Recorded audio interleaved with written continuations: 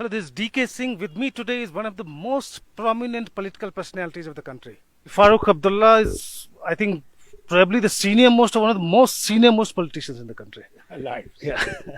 Yes. Well, things have changed now, sir. How are you doing now? To start with, you're not feeling well. Health-wise, I've had COVID in March, so I'm still recovering from it. Otherwise, I'm okay. Politically, it would be unfair to ask whether you have recovered, but on the 5th of August, it will be 2 years since Article 370 was nullified, invalidated actually. How have things changed on the ground? Well, as far as Government of India is concerned, they think everything has changed. But you should go and see yourself how much has changed. Whether people have really become more Indians than they were before, or whether they have lost confidence in what Delhi says. So I was just telling you, I was right in front of your office. I went inside and I was talking to people there because that was the spot I had visited right after 5th of August 2019. Then there was a lot of anger, resentment. So there were youngsters there who started actually hooting us for even asking questions. Today I went there just to see how the reactions are. And it's more about, you can say, sense of resignation that this has happened, and probably more of disappointment that what they were expecting has not happened on the ground. So somewhere the mood seems to be shifting from anger over the invalidation of Article 370 to expectations which have not been met. Well, we have seen a lot of tragedies in this state. There's nothing new. And one great thing we Kashmiris have, we don't tell you how we feel inside. We are people who are different on face of it, and inside there is a difference. Hatred is much more than one you can notice. They won't tell you. But you send an American journalist or a British journalist or another journalist who is not an Indian, they'll tell him more than they'll tell you. They have created a situation where those who are pro-Indians are more or less hated. And it'll be very damn difficult for us. Even when we speak about India, it's not that easy. And Delhi doesn't want to hear the truth. I told Prime Minister very frankly, the day we met, that you have no confidence in us, we have no confidence in Delhi. Nehru promised us plebiscite. Where is that plebiscite? Then the second Prime Minister came when in 96 nobody was ready to fight election. He promised us, as far as autonomy is concerned, sky is the limit. Where is that sky? Then the third Prime Minister came, Vajpayee ji, he promised the Kashmir will be settled with Kashmiriyat, Insaniyat, Jamhuriyat. What happened to that? And then you came. You wiped everything out. So, we just live. We're not free people. We are slaves. And that's what we are. But sir, probably I'm wrong how people in Kashmir are looking at it, but Article 370, as our impression is, it was more about emotional attachment than anything really concrete on the ground. Let me tell you, the first people who wiped many articles of 370 was Congress, because they had puppet chief ministers here. Whatever little was left, it had emotional attachment to it. We had our own assembly, we had our own flag, we passed our bills, and if the governor didn't sign it, we used to pass it again, and the governor was forced to sign it. So we had many freedoms and many were promised by Delhi when we joined India. Maharaja Kashmir himself If you remember Karan Singh saying it in the Rajya Sabha, that my father gave you only three things: defense, communication, and foreign affairs. The rest was all with the people. They had to decide everything else. But you wiped it all out. So, that's the truth. Nobody in India wants to hear the truth because they don't want to hear the truth. What are we? Do you see so much of force anywhere in any state of the country that you see here in every corner? Do you see anywhere in the country where the army is putting flags up day before yesterday on Kargil Day? So what do you see? That they can go to any house, search, beat, arrest. Is this a free state? Are we free people of India? I don't think so. What juncture today also I was talking to people, somewhere the parties from Kashmir have not been able to regain the trust of the people. What do you mean by regain the trust of the people? What do you mean by that? Because they are just saying like we haven't really got anything, our life did not really improve as such when we are being ruled by other parties. Not that they are saying that there is a great change happening, but there is some kind of disillusionment that probably the parties here did not really do justice to them in terms of development works.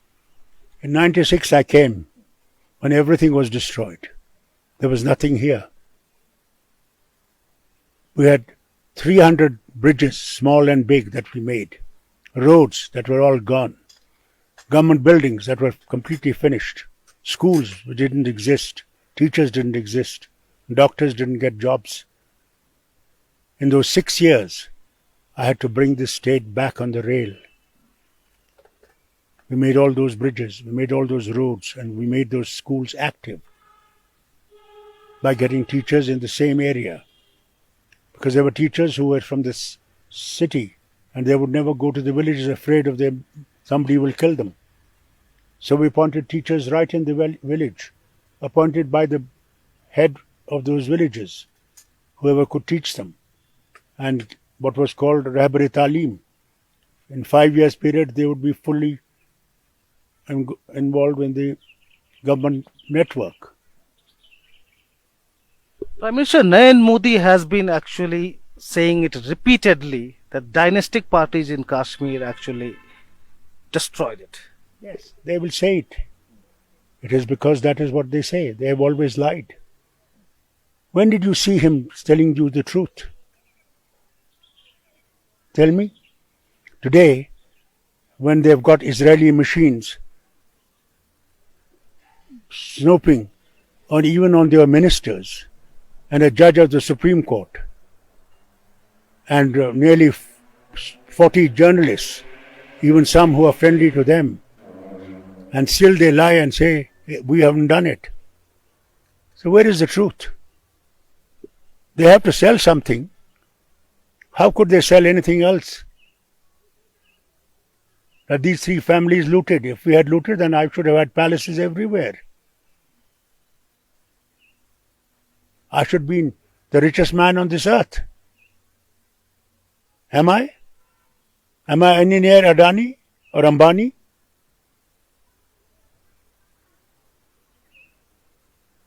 So political rhetoric apart, I mean, whatever they may be saying in Delhi, where from here? What's the way forward? Unless they change their mindset. Unless they realize that India is not for one religion. It's unity in diversity. And so long as we respect diversity, India will last. The day we disturb the diversity, India is finished. Yes, the cow belt might remain. The rest will go. Time will come. I may not see it. But my children and their children will see it. If they keep on this policy today. Do you really expect any government in New Delhi in future to basically reverse this entire decision on the Article 370? I mean, you know If better than they anybody want else. the people of Kashmir, there are two things. If you want the land, then do what you like. But if they want people of Kashmir, they will have to rethink. They'll have to rethink. I may not see it. How many 200 years British ruled? Did they ever realize that one day Nehru will be putting a flag up on the that building, Red Fort? Did they ever think so? Did Bhagat Singh ever think that one day his sacrifice will be seen? And those people who were tried in that Red Fort, did they ever think that one day will come? No. But the cry was there that we will see a free country.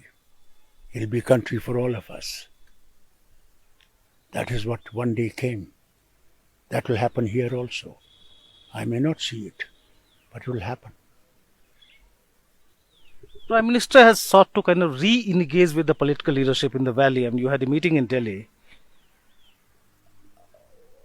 How do you see things going forward from here in terms of political engagement with you? Let me tell you, our people are still in jail. The governor says there are only some people who are there in the jail. Only the other day, a boy from Ramban was put under the PSA just because he shouted that what you are doing is wrong. So are we free? Where is that promises that they make? That we have to win the hearts of the people. Do you win hearts of the people with force? With BSF, with CRPF, with local police? With officers who can just put you behind bars? Just for one man in Gandharbal spoke when the advisor went, and he said to the advisor, he said, I can get you from your throat because you're part of us. You understand our culture. You understand us. And the DC there, that lady, ordered his arrest immediately. And only when we shouted and cried about it and made noise about it, he was released. So where is that freedom that you enjoy in Delhi, that you enjoy anywhere else in India? Are you going to take part in the elections whenever they're held? I don't know. I cannot tell you what will happen at that time. It's still far away. Let's see what delimitation does. And in delimitation, there are apprehensions that probably the number of seats, Ask people. They'll tell you. Go and ask people in Jammu. Go and ask people in Doda. Go and ask people everywhere else. Why was it necessary? When I could have done delimitation in 2000, I could have done delimitation. I got the thing reversed and passed it that when whole of the country is going in 2026, we should not have our own delimitation. We should go at that time. Today they are doing delimitation with the census of 2011. Do you think since then population hasn't increased? Why? When they can do it in Assam and say, no, elections are here, we won't do delimitation. Why Kashmir? Why Jammu and Kashmir? Why divide the state into two regions? Why? When it's supposed to be the crown of India? What's your apprehension, sir? I don't have any apprehension. I'll just see when it comes. I'm supposed to be sitting in that meeting one day. They've held meetings without any of us sitting in them. Whether parliamentary members from Jammu or parliamentary members from Kashmir. So can you go for elections without the statehood being granted? I don't know. I don't know. It's too early to say. And have you been able to re-engage with the people on the ground? First of all, we were arrested And the Home Minister lied to the people that Farooq Abdullah is free. Luckily, I was able to hear. My daughter came that here the Home Minister is saying in the floor of the house that you're a free man. And they stopped me here. I had to break this door and go out and meet the press and tell them I'm not a free man. And the man is lying to the whole country. And then PSA put on me. Am I anti-India? Am I a Pakistani? Am I a Chinese?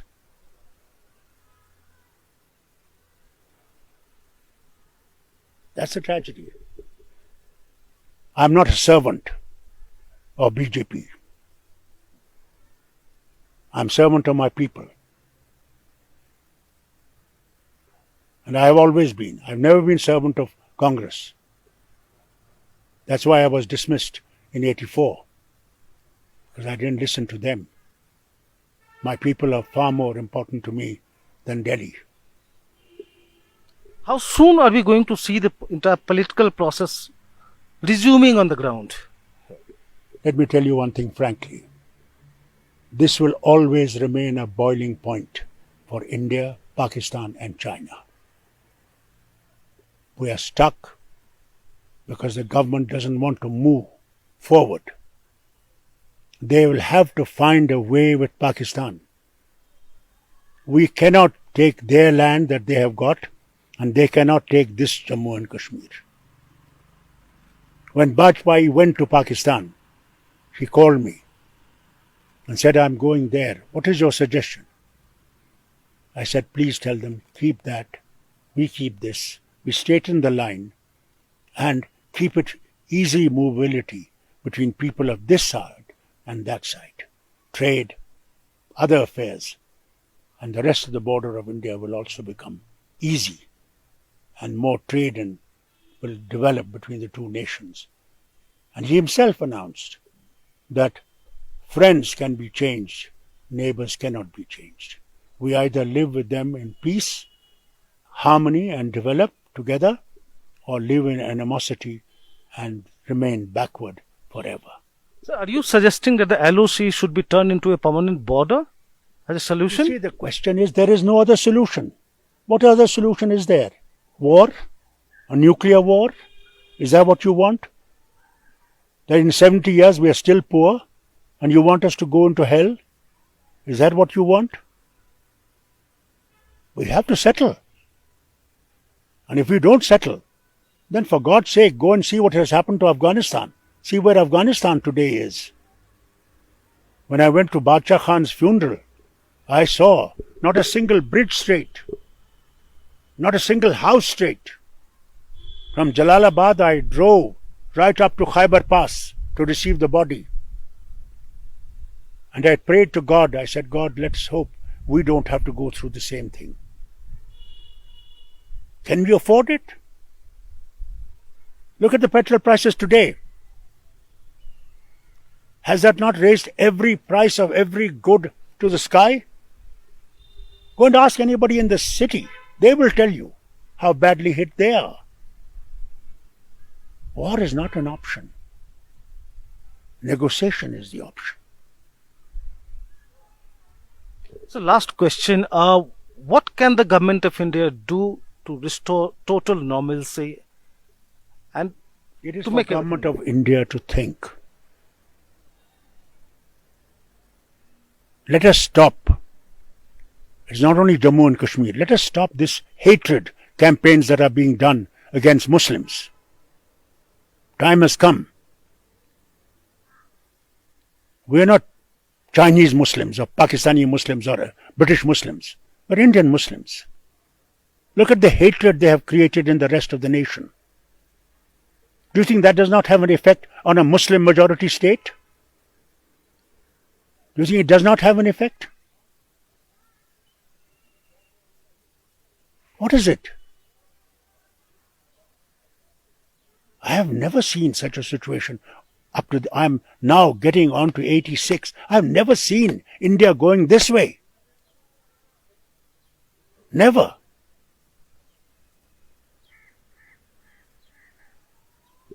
Well, sir, thank you very much, sir. Thank you very much for talking to the print.